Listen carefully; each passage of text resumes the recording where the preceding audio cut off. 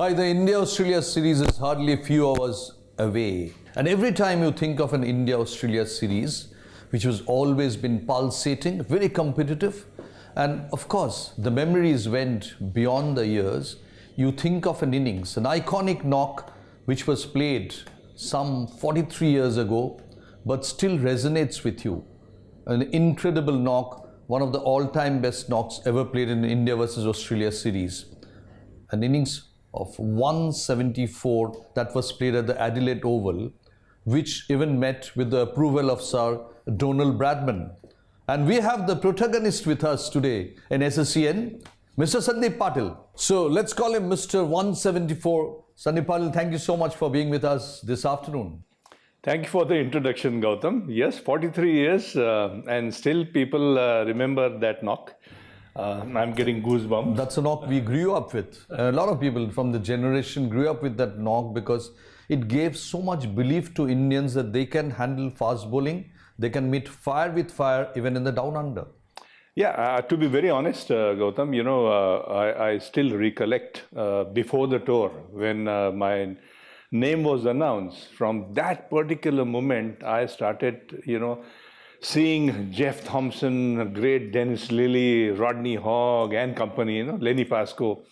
And I was wondering and I was, asking questions to myself, how am I going to face these greats? And mind you, there were no fast bowlers available to get practice. You could only practice from 18 years possibly. Yes, and there was no bowling machine also. Only fast bowler we had was Kapil Dev, of course, but that was not good enough. And I had heard a lot of things about Australian wickets. So I kept on firing questions at Sunil. How did you manage to, face these bowlers? How did you manage? And, scoring all those runs. And he said that the simple thing, he said that if you have faced Imran Khan and company and have got few runs, so it will be same. But honestly, I was not comfortable. Till I've actually faced Dennis Lilly when we came face to face in first ODI at Melbourne, then I really realized that it's okay, I could handle him. So apparently the Australians they used to talk. Did it improve your cricketing vocabulary? That is another good question. Thank God I didn't know anything about English. Mind you, those days, be it Dennis Lilly, be it Rodney Hogg, be it even Lenny Pascoe, or even Jeff Thompson, they used to come after they used to bowl, they used to come right next to you, and the verbal battering used to go on. And I remember all these bowlers going at me, and as I said earlier, I hardly knew anything about English, so I used to just laugh it off. And they used to get more angry, more upset. We are abusing this guy, and he is laughing it out. So, but it was fun. It was fun. That series had led to the introduction of an helmet by an Indian cricketer for the first time. You got injured batting at 65 and decided to employ the helmet in the next test match. Yeah, I think that was a bad injury, bad blow, and of course it was my fault. And I've said this many times, and how it happened actually, and why it was my fault. I remember batting on 65, which you just mentioned, at Sydney, first test match, first innings. And it was tea time, last over, bowled by Rodney Hogg. And last ball of the tea time, Rodney Hogg bowled a bouncer which hit me on my throat. And I fell down. Unfortunately, that footage is not available. And then, of course, when you get hit and when you're down on the ground, it creates all sorts of apprehensions in your mind. Yeah, and as I was walking back to the dressing room, the tea was called. A lot of, thoughts were going in my head. What will happen now? I'm batting on 65 and good 65. Yeah, it's but natural. If you're human, these questions coming in your mind are absolutely okay. But as I entered Sydney dressing room, first thing I saw is Sir Garfield Sobers sitting on a table and looking at me and welcoming me and saying, what a knock, my son. I didn't realize for a moment that, Sir Garfield Sobers is actually talking to me and praising me. And on the other side, I'm just thinking about my injury. But when Sir Garfield Sobers says something to anyone, It lifted your spirits. definitely.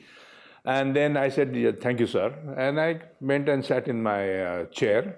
And lot of noise, lot many advices started coming. Sandy, wear this, wear that, wear that. Mind you, we had just one helmet, which was Dilip Doshi had with the visor, and me had not played. Which is the minimum usage? Yeah. Anyway, due respect to Dilip. And that also played on my mind, whether to wear helmet or whether not to wear helmet. And again, Sir Garfield Sobers said, "Son, you're batting so well, why you need this protection?" Then I asked Sunil, Sunil, what do I do? So Sunil said, "Well, if you keep your eyes open, you'll not get hit." So naturally, Sunil was everything to us then. We never had a trainer or someone. We had Bapu Nadkarni as assistant manager and Wing Commander Durrani as a manager. But definitely I listened to Sunil because he had faced all these great fast bowlers over the years and scored tons of runs. So I said, "Okay, Sunil, I take your advice." And I went back after the tea time. I went back. It was Lenny Pascoe's first over after tea. And first ball, Lenny bowled. And when you have this double mind in your head, whether to duck or whether to sway away, there are two ways to avoid bouncer. And I was tall, so it was difficult for me because everything was coming at my, head level. It was okay for Sunil or Vichy on that tour because they were short, so everything used to fly over their head. And this moment, if you see the clip even today, you'll realize that I'm neither ducking nor, I'm swaying away. So I was caught in between, and that's how I got hit right on my left ear, right inside my left ear, but it was a bad blow. And again, the funny thing which happened, I was down on the ground. Late Bapu Nadkarni, he was assistant manager, he came running. There was a Dr. Senthil Nathan from Sydney. He accompanied him, and our reserve Yuvraj Singh's father, Yograj Singh. All these three guys came running. I could see, the Australian team surrounding me, but I was in real pain. And I was down on the ground, and Bapu Nadkarni, in this ear only, he said, "Bada dukhte ka?" Means, is it hurting?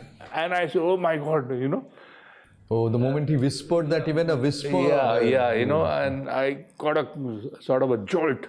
And second thing, what I realized is Yograj Singh, who was like toughy, he said, "Hey, chal puttar, kuch nahi hua, chal."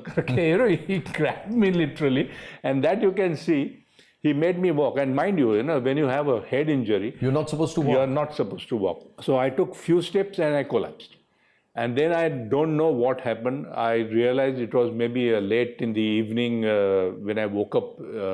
I was in the hospital, and there was a doctor. He said that you've been sedated, but I want you to go through one test. And I remember there was a wooden floor and there was a steel plate, a small 1-inch steel plate. Was it the concussion test? I don't know. And the doctor requested me, "Can you walk on this steel plate?" So my one leg was on steel plate, the other leg was, like falling. So he immediately grabbed me, and again he gave me some injection, and I was again gone. And next morning, when I woke up, first thing what I see, Lenny Pascoe in front of me. Oh. In the hospital room, in my bed, I just opened my eyes and Lenny Pascoe. I said, "My God, he hit me yesterday, and what is he doing here?"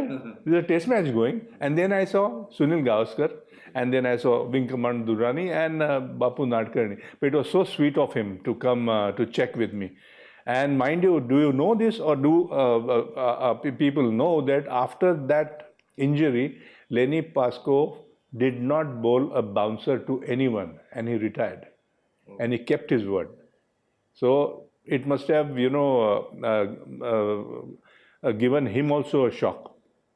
And it was a nice gesture from Lenny, but it was my fault. Are you in touch with Lenny Pascoe? No, unfortunately, no. I met him many years back at Singapore when we were playing six-a-side. and we greeted nicely. We exchanged a few words, but very sweet of Lenny. So the left ear is sponsored by Lenny Pascoe. Yeah, still. This is Lenny. And then what happened subsequently was history, as you cracked 174 in the next test match in Adelaide. And what were your thoughts? What were the thoughts going on in your mind next time that you... Well, honestly, Indian press and world press had written me off.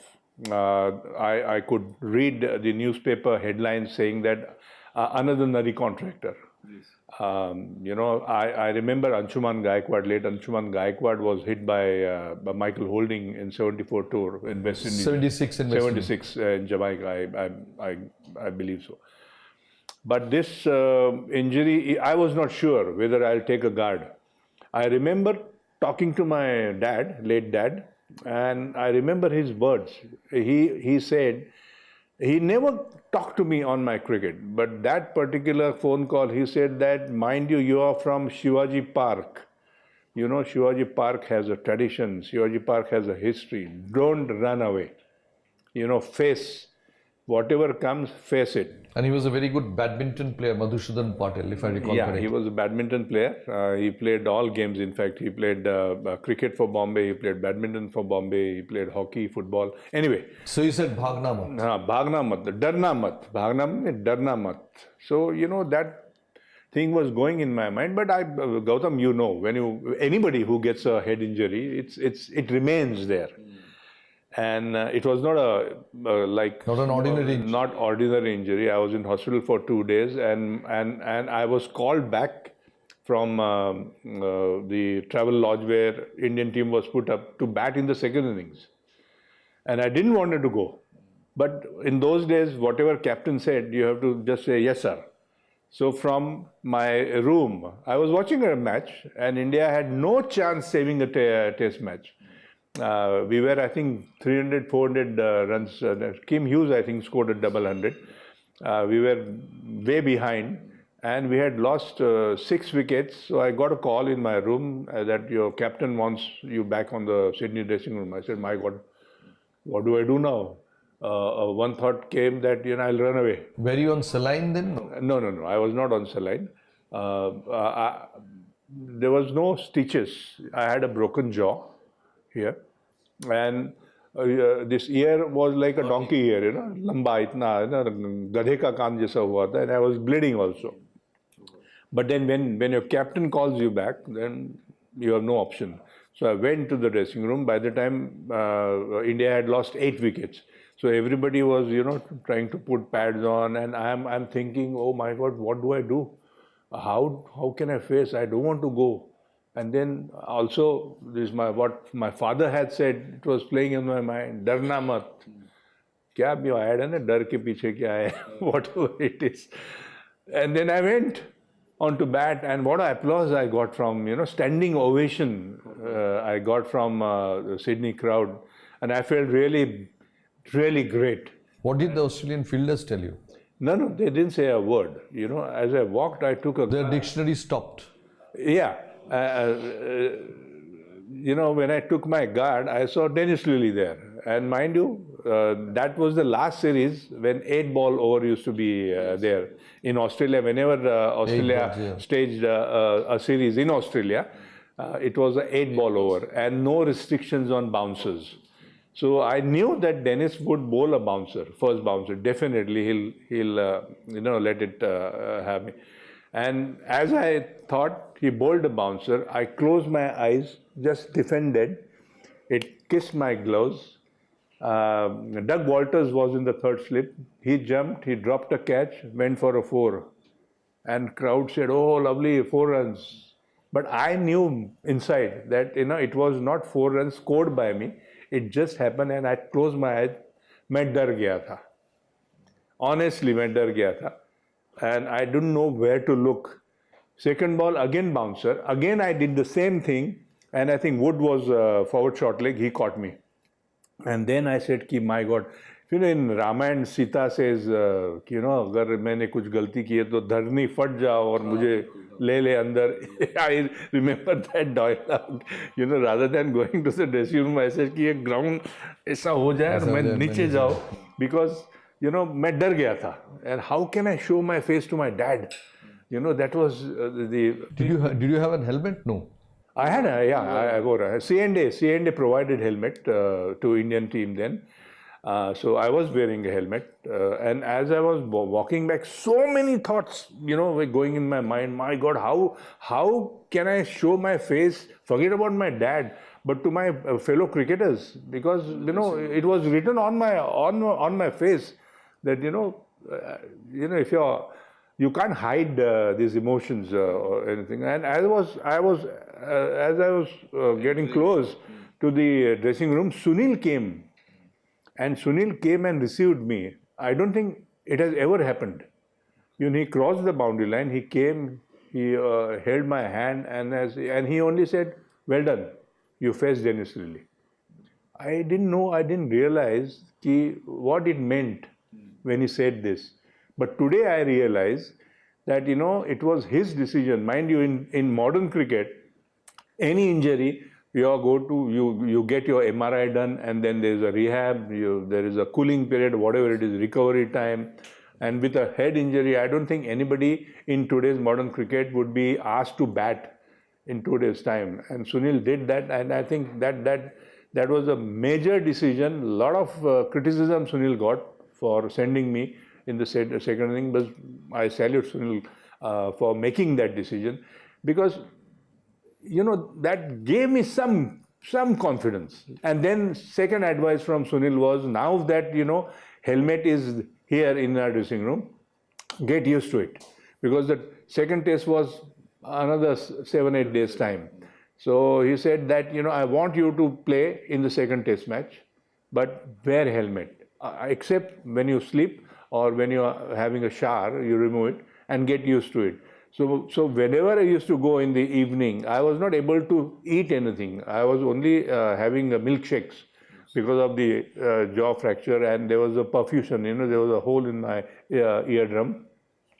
So I kept doing that, and there was a ODI between at Brisbane, India, and New Zealand, where I scored 50. Okay. Before second test match, there I regained confidence. And then I think my luck, I survived first over of Dennis Lilly. If you look at the second test, first over, which Dennis bowled to me, I just missed maybe all 8 balls. Didn't nick. Luck plays a big a part in cricket. What a massive comeback innings that was, full of glory, grit, determination. And apparently I hear that after the innings, even Sir Donald Bradman, who was a regular visitor in Adelaide, which incidentally became his hometown later on, had come to congratulate you in the Indian dressing room, and no one could recognize him. Is it true? Yeah, very true. In fact, Sir Don Bradman had watched me score 100 at Adelaide against South Australia. Dilip scored 100, I also scored 100, and Sir Don had some meeting. He was on the board of South Australia. So it was the second time he had watched me bat, and I still remember I was batting on 150, end of the day's play, and Yograj Singh, he came and told, mind you, nobody was allowed in the dressing room. I don't know what are the rules now, but those days, unless you get a permission from your captain. So it was very strictly followed, and Yograj Singh came and said that some old gentleman is standing there outside and he wants to come. So can I bring him? So Sunil said, who is he? Meanwhile, Carson came in with Sir Don. Okay. So Yograj Singh had failed to recognize it was Sir Don, and he came straight to Sunil and he said, where is Mr. Patil? And I was sitting on the other side. So I said, there he is. Okay. And he said, Gautam, even... Goosebumps here also. Yeah, he said, Patil, that he used to call me, I would love to watch you bat again. I mean, coming from Sir Don, oh my God. I don't. I still remember. Those words. Those words. Golden words. First, it was Gary Sobers, and then in few days' time, Sir Don. Oh God. And then eventually the third test match in which India had won, that also was the very defining test match. I remember Salim Khan, a cricket lover, and the famous Salim Khan had told me that if Janjeer had defined the angry young man persona, that 81 test match win against Australia also defined the newfound resolve of Indian cricket. Do you agree? Yes, and you mentioned Salim Khan, Salim Bhai, our favorite. This ring has been given by Salim Bhai. Oh, Yeah, and I still wear it. okay. So When did he give this to you? This was 2008. Okay. Nobody expected, because first test we had lost, second test we managed to do, and third test, thanks to the wicket, which was similar to Indian wickets. It was rough, and they were even gadda bolte hai na, that kind of a wicket, which we were used to it. The Australian batters were not used to it. You can also recall how Greg Chappell got out, Yes. from behind. Karsan Ghavri bowling him behind the legs. behind the leg. Dilip Doshi bowled very well in that. I also got my first wicket, and who? Dennis Lilly. Oh, what a revenge, sweet revenge. What a revenge. Cotton bowled, and second wicket was Lenny Pascoe. Lenny Pascoe. But yes, that was a win which, in a word, changed the thinking. The landscape of Indian cricket. Yeah, I wouldn't say landscape, but yes, the belief in Indians started with that particular win. No Indian team had beaten Australia in Australia, and we leveled the series for the first time. Yes. Gautam, you may not know, there was another good story after this head injury. When my mother wanted to speak to me, I was in the hospital. We never had a landline in Dadar, where we were staying. And mother used to go to my uncle's place and then try to call and this thing, then late A.R. Antule, who was the Chief Minister of Maharashtra, he came to know that Sandip Patil is injured, he's in the hospital, and his mother wants to talk to him, but he doesn't have a landline. And mind you, next day the phone was installed in my house. It was a big gift. In those days, if you remember, Yes, to get a 24 hours to landline get a was landline. like, you have to wait for a year, maybe a year and a half. Yes. So I started saying, anybody wants the landline, get hit on the head. True. But that 1981 match, it's still people talk about another incident from that match, which was the Gavaskar walkout. What exactly had happened? See, only Sunil can tell this. On the television, if you see minutely, when they zoom the camera, it appeared that it had hit the edge and then on the pad, which Gavaskar always maintained. Even still today, he maintains. But then it's umpire's call, Sunil was not in a great form on that particular series, so maybe that was playing, that angered him. And then Dennis Lilly, obviously, he pointed his finger that, it hit pad first. If you remember, if you see the footage, yes. Dennis Lilly is gone to Sunil Gavaskar and pointing his pad, and then Sunil also. Maybe in that Heat of the moment, heat of something the must have- moment, he said Chetan was with him. And he was batting well, mind you. But he won 70. 70. First time he had crossed 50 in that particular series, and he pulled Chetan also. But good that our manager, wing commander Durrani, he came out with Dilip. Dilip was to bat next. So he got Dilip also out. He asked Chetan to wait there, and then Sunil. But Sunil was fuming. Sunil was furious. But actually only Sunil and umpire. It was between. It is very difficult for us to say who's right, who was wrong. It was a bad thing. You would have selected, played alongside some of the great Indian batsmen, best of all time. If you had to pick one for an Australian tour, irrespective of the generation, irrespective of the year, who do you pick? I will give you 3-4 choices: Gavaskar, Sachin, Kohli, and Dravid. Who would you pick to play for yourself in Australia? I think, comparison in cricket is very bad, and all these four are, legions. They are great world-class players, all have done exceptionally well. But as I said, different generations. Sunil faced, majority of the fast bowler with ease, and now today we see Virat doing the same. But out of these four, if I have to say who stood out in entire career. I'm not talking about one particular test match or one particular series. I'm talking about their career.